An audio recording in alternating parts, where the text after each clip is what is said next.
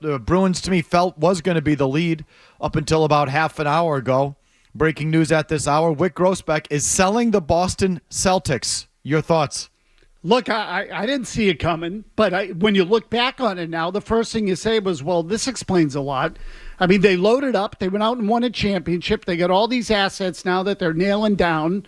And so, to me, if you're a fan, this is a good news, bad news proposition, because I know a lot of fans, like the idea of a local owner, and they certainly like the idea of an owner who has, said he was going to put his money where his mouth is. And for the most part, I would say he has. The Celtics now are expensive. They are an expensive commodity, and they're worth it because they are in premium prime shape. I would think that whoever buys them is going to need resources. So, in other words, I don't think you can come to the table if you're someone looking to get some sort of bargain franchise and get in the league.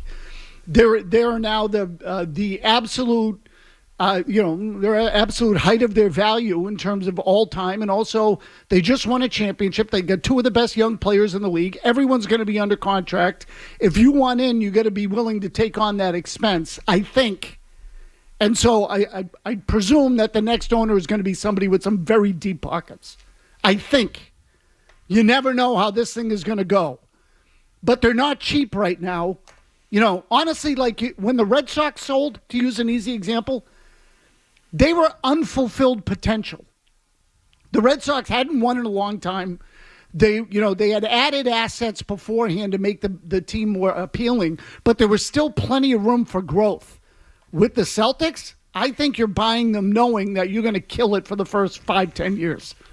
This is now the trend in the league. This is how many teams in just the last year or so? You had your Bucks, right? You had the Dallas Mavericks, the Charlotte Hornets, the Phoenix Suns.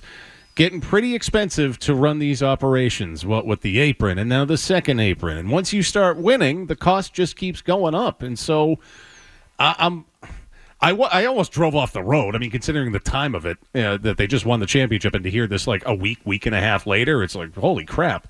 But I'm really not that surprised because it's kind of just buy low, sell high. They could probably sell the thing for $5 billion at this point. So with as expensive as it's getting for players and the taxes and everything else, I mean, this seems to be the trend in the league. So you guys don't buy that? It's for estate purposes? No. What do you mean by that? I don't know. Well, I think it was in their release. I'm trying to find it right now, but of course, in real time, I can't find it exactly. But I heard Beetle read the statement. They sent out an official. Do you have it in front of you? No, let me pull it up. Hold on. So, it's in the email chain. Okay, so as part of their official release, they, gave you that detail about estate purposes. Oh, please. Which, I find a little dubious. Like, why would they have announced? They don't owe you an explanation right out of the chute like that. After considerable thought and internal discussion, has decided to sell the team for estate and family planning considerations. I don't know. So just a quick background. It isn't really Wyc that owns the team. I mean, it is, but it's Irv. It's his father, Irv Grousbeck. Okay, is the financial weight behind the whole thing. And I'm not telling you like Wyc is just like he's Mark Davis or something, but it started with Irv Grousbeck. Look at Irv Grousbeck's bio, Irv Grousbeck's wiki page, part owner of the Boston Celtics. Irv Grousbeck was the cable operator out in Worcester, and that's where the money come from. I don't know who's listed as what exactly. For all I know, it might technically be Irv Grousbeck and not Wyc. I don't know exactly, but there's a patriarch to Irv. There's a Grousbeck higher than Wyc. And just looking at it quickly, again, just on a wiki page, Wyc is the only son of Irv. Or only child that's listed that I know. So can I say one thing first? Like this happened a half hour ago. I was driving. Of course. So I know I'm going to say a bunch of stuff that ends up to be not quite right, but this has just happened. We're on the fly. I'm doing my best. Okay. Yeah. So we'll correct it all in time with exact details. But if it's estate planning for this is like you've got a big messy family. And you got to figure this out because you've got 14 siblings across 3 different marriages and blah, blah, blah. Like, look at the New York Giants, for example, the Tishes and the Maras and all of this. Okay? Irv from what I could just see, has one child. That's Wick. Wick has 2 children, and that's it. And he's got a former wife, and I don't know. But it's not like, just to look at it for 2 seconds, you wouldn't look at that and go, they got to split that up through all sorts of different. It doesn't feel that way to me. I see what you mean. Yeah. It feels like a small, tight family. Correct. It's all just a long way of saying the estate planning thing. No, it doesn't make sense. You'd have to have 1 million kids. The Bolins with the Broncos, like, they're still fighting over the whole thing. I see what you mean. Yeah. Well, you know what I mean? Like, so some of these they're all family ownerships now, but they're sort of like, I don't know. I don't know if Irv Grousbeck, Wick Grousbeck, if they qualify as this. It feels sort of like a tight unit as these things go. And I also, the fact that they put in the release leads me to go, you're automatically trying to sell me something, aren't you? Right? Yeah. Why would you put that in your release? Why wouldn't you just say you're trying to sell?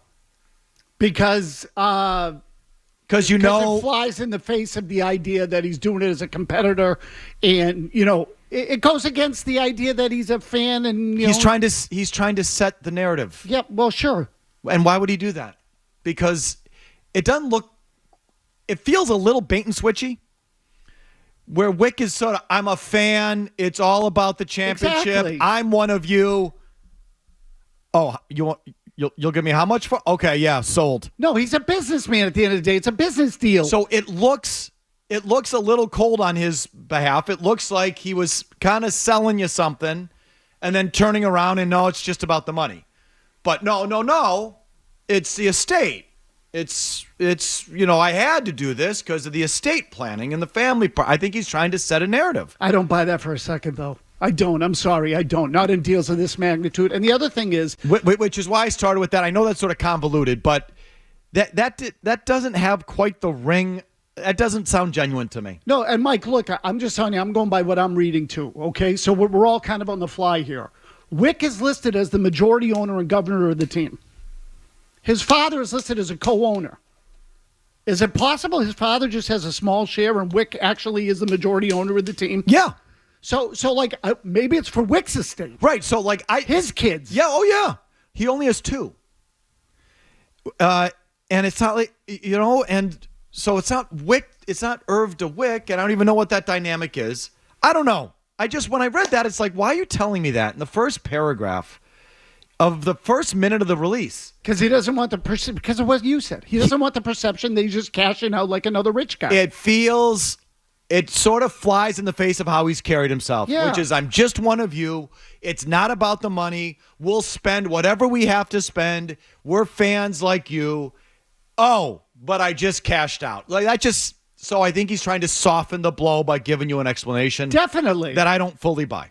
All love and respect to Wick Grousbeck. I feel there's a little PR going on with that. Maybe that's a small point. I don't know why I started there. Well, I started there because it said it right in the release. But what makes perfect sense to me is that I never felt he had the money to operate a team like this, which isn't to say that I think he was poor. He's fabulously wealthy. And I've been saying this every step of the way. Look at those deep tax teams. The Golden State Warriors and the Clippers.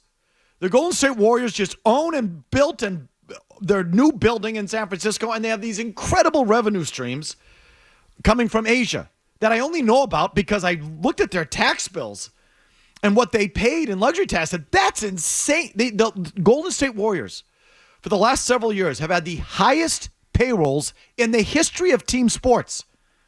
12 guys, when you add in all the taxes, were costing them more than football team payrolls. Okay? I say, how do they do this? Well, they have all these revenue streams from Asia, all these great deals. Also own their own building. Okay, the other team that's been up there and paying these kind of taxes is the Clippers. Steve Ballmer, Microsoft. Okay, I got it. And I always said, Wick's got a lot of money. He doesn't got that kind of money. He doesn't even own his own building. So how's he going to operate? How's he really going to sign all these guys and make this a viable business? There's no way. I've been saying this out loud for a couple of years. Well, now it makes sense. He's not. He's not the one paying them.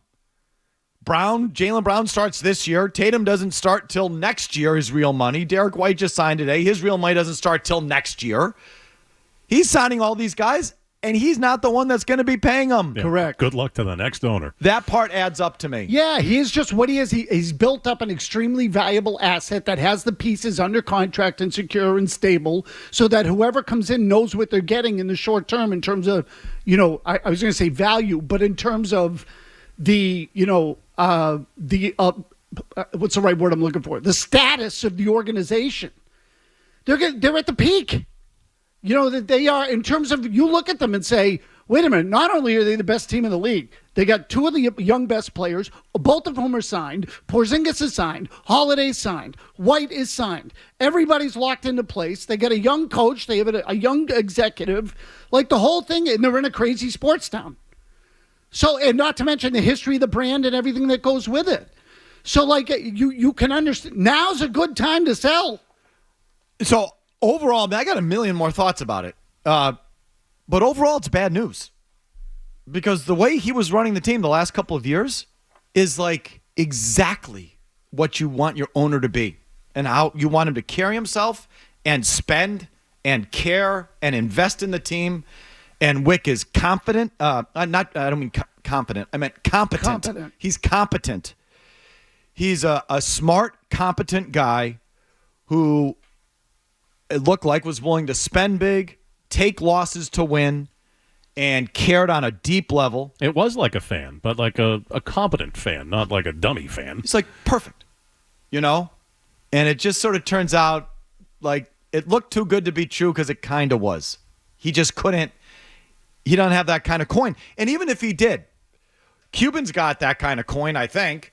Eden's in Milwaukee's fabulously wealthy. They're also businessmen. And they get to a point and they say, well, what it's going to cost to operate, even with all the new TV money, what it's going to cost to operate versus what it's going to cost, versus what we're going to bring in, versus what I could cash out for, it makes all the sense in the world to sell right now. Sell now. So it's a business decision is what it is, which, again, feels a little like, thought you weren't in this for the business of it, which is why I think he put that in the statement to try and soften the blow or give an explanation right out of the chute. Either way, big, surprising, fascinating story.